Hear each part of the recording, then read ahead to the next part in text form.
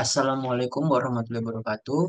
Perkenalkan, saya Rizky Wahyudi dengan NIM 4233250024 dari kelas PSIK 23C dan saat ini saya akan mempresentasikan materi kewarganegaraan yaitu dengan judul demokrasi.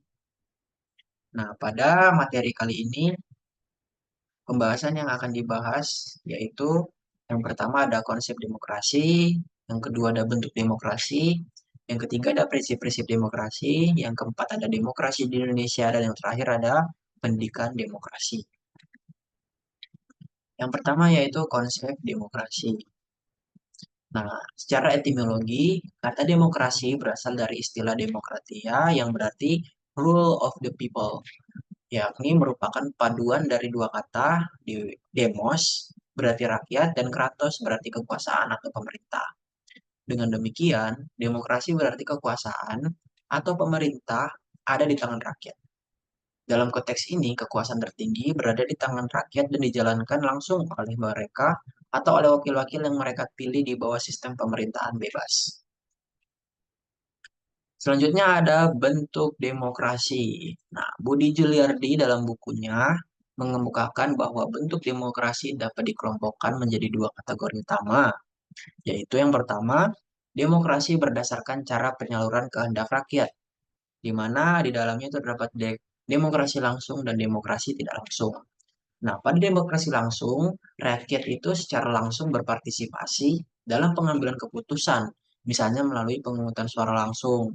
Dan sedangkan demokrasi tidak langsung, yakni perwakilan, yaitu rakyat memilih wakil-wakilnya untuk membuat keputusan atas nama mereka, seperti dalam sistem parlementer, yaitu DPR. Kemudian yang kedua itu ada demokrasi berdasarkan titik berat perhatiannya, yaitu demokrasi ini dibagi menjadi tiga, yaitu demokrasi formal, material, dan gabungan. Nah, demokrasi formal itu menekankan persamaan dalam hukum dan politik tanpa memperhatikan aspek kesenjangan ekonomi. Yang kedua ada demokrasi material, yakni lebih berfokus pada penghapusan kesenjangan ekonomi untuk mencapai keadilan sosial. Dan yang terakhir adalah demokrasi gabungan, yakni mengombinasikan aspek demokrasi formal dan material untuk menciptakan keseimbangan antara persamaan politik dan ekonomi. Kemudian yang selanjutnya adalah prinsip-prinsip demokrasi. Nah, menurut Reni, ada 4 prinsip terkait dengan pemerintahan demokrasi, yaitu yang pertama kedaulatan rakyat, yang kedua persamaan politik, yang ketiga konsultasi kepada rakyat, dan yang terakhir adalah aturan mayoritas. Nah, demokrasi di Indonesia itu gimana? Nah, demokrasi di Indonesia dikatakan demokrasi Pancasila, di mana demokrasi Pancasila itu dapat diartikan dalam arti luas maupun arti sempit. Secara luas, demokrasi Pancasila berarti kedaulatan rakyat yang didasari pada nilai-nilai Pancasila, jadi keseluruhan sila Pancasila. Nah, secara sempit, demokrasi Pancasila berarti kedaulatan rakyat yang dilaksanakan menurut hikmat kebijaksanaan dalam permusyawaratan perwakilan. Kemudian selanjutnya ada demokrasi di Indonesia. Perkembangan demokrasi di Indonesia itu menurut Miriam Budiarjo terbagi dalam 4 masa, yaitu yang pertama itu masa demokrasi parlementer pada tahun 1945 sampai 1959, di mana demokrasi liberal dengan sistem parlementer ditandai dengan sering bergantinya kabinet dan instabilitas politik. Yang kedua adalah masa demokrasi terpimpin pada tahun 1959 sampai 1965, di mana sistem demokrasi ini terpusat pada kekuasaan Presiden Soekarno dengan dominasi militer dan terbatasnya kebebasan politik. Kemudian selanjutnya ada masa demokrasi parlementer pada tahun 1945 sampai 1959 yang fokus pada stabilitas politik dan pembangunan ekonomi, tapi kebebasan politik dibatasi dan terjadi sentralisasi kekuasaan pada Presiden Soeharto.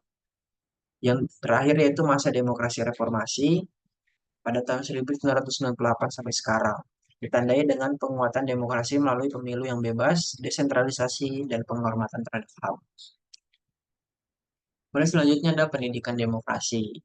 Pada dasarnya, pendidikan demokrasi dapat dilakukan melalui tiga cara, yaitu yang pertama secara formal, yakni dilaksanakan melalui institusi pendidikan seperti sekolah dan universitas. Contohnya seperti apa?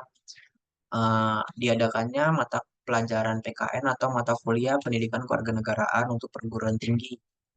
Yang kedua itu ada secara informal, yakni terjadi secara alami dalam kehidupan sehari-hari, misalnya melalui diskusi keluarga dan lain sebagainya. Kemudian yang ketiga adalah secara non formal, yakni diselenggarakan melalui kegiatan di luar jalur pendidikan formal seperti pelatihan, seminar, dan lain sebagainya. Jadi berdasarkan materi sebelumnya yang saya sudah jelaskan, dapat disimpulkan bahwa demokrasi adalah sistem yang menempatkan kedaulatan di tangan rakyat dengan prinsip kebebasan, persamaan, dan supremasi hukum. Di Indonesia sendiri, demokrasi berlandaskan Pancasila yang mengutamakan musyawarah dan keadilan. Melalui pendidikan demokrasi, masyarakat diajak untuk memahami hak, kewajiban, dan nilai-nilai demokrasi, menjadikannya budaya yang mendukung kesejahteraan bersama. Sekian presentasi saya mengenai materi demokrasi. Kurang lebih saya mohon maaf. Saya sudahi dengan wabillahi taufiq wal hidayah. Wassalamualaikum warahmatullahi wabarakatuh.